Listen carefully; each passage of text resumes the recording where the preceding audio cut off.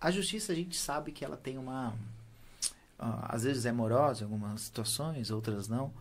Com essa atualização, acredito que da pandemia para cá, o home office é o que mais se fala. E tanto para os PJ, tanto para o empregado comum.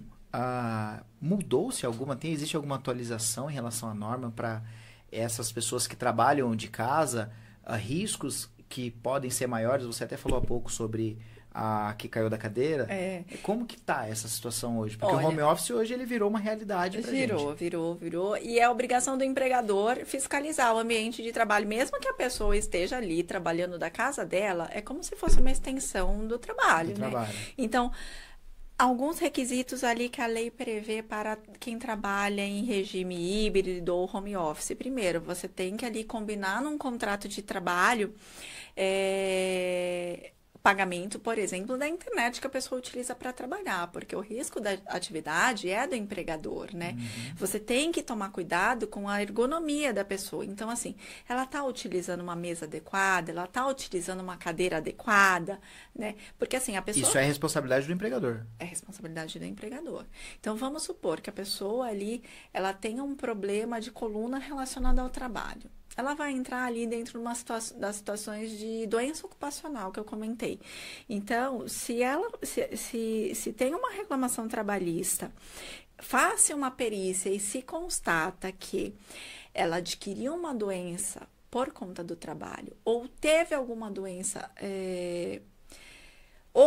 piorada por conta do labor, então aquela empresa ela pode vir a ser condenada a pagar uma indenização além da redução da capacidade laboral.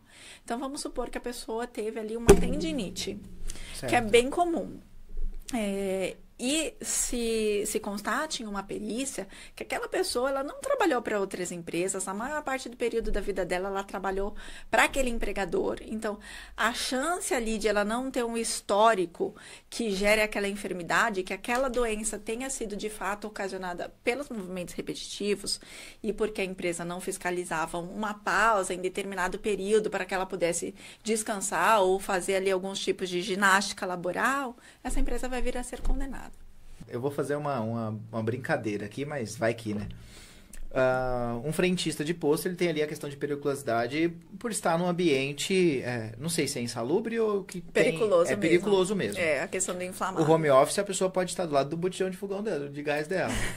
Existe isso? Existe algum tipo de questionamento acerca disso? Nunca vi a esse respeito, tá? Até porque ela usa ali cotidianamente no uso doméstico dela o botijão de gás. Mas esse tipo de trabalho, essa assessoria, ela consegue evitar também danos relacionados à periculosidade ou não? Sim, que é essa parte da ergonomia, né? Então, você tem que mapear.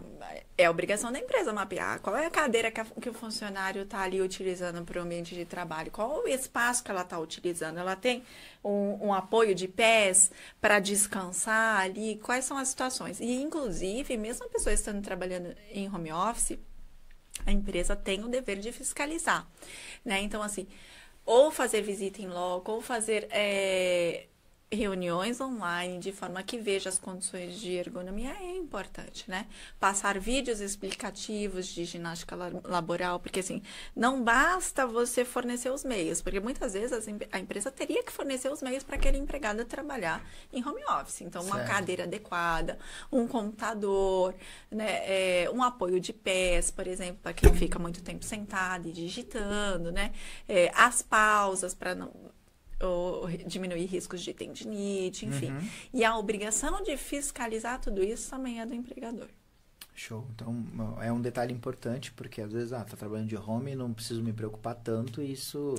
Tem gente que até hoje, a pessoa tá trabalhando em home e não fornece um computador, não fornece o pagamento ali das despesas que ela tá tendo no ambiente de casa. Não é só mandar a pessoa para casa. Não é. E a própria lei, a CLT, ela prevê todas essas situações. Então, até para essas pessoas, você tem que ter um contrato de trabalho muito bem elaborado.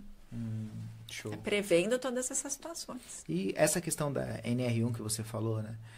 Você acha que isso pode estar vinculado à questão desse isolamento social? Isso é apontado numa questão jurídica? Olha, algumas pesquisas mostram que esse período de pandemia, além de ter sido muito difícil, né, o pós-pandemia trouxe aí diversas consequências daquele período. E, Certo. inclusive, esses problemas psicológicos e sociais, né? Tem gente que depois da pandemia não voltou ao seu estado normal.